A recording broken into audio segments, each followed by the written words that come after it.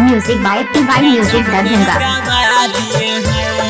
MK music project. अपने जाने गवा दिए हैं, ये गुलामी से बचा दिए हैं, कितने घर को बसा दिए हैं।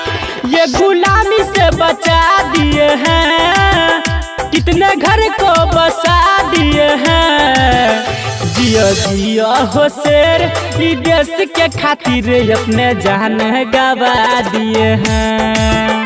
जियो जियो हो शेर, ई देश के खातिर अपने जान गवा दिए हैं। Recording by SR studio Ludhiana. अपने जान गवा दिए हैं,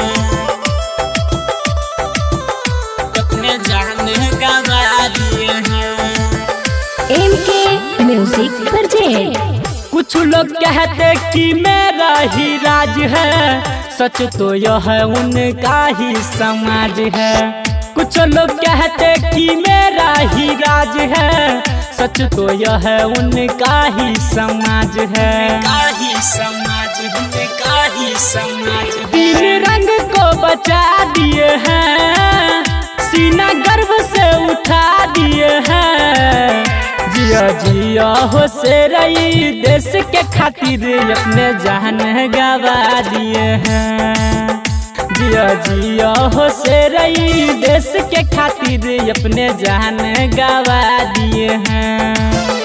MK म्यूजिक प्रोजेक्ट।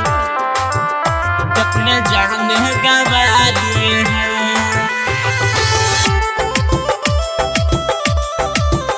अपने जान गवा दिए हैं। Recording by SR studio Ludhiana. सदियों से चलता है एक ही नारा, भारत देश है सिर्फ हमारा।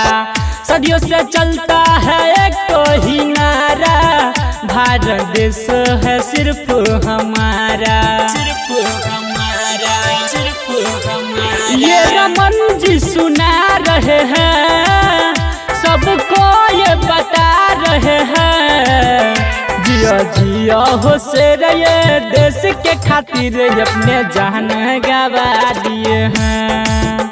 जिया जिया हो शेर, ई देश के खातिर अपने जान गवा दिए हैं। Music by music Darbhanga.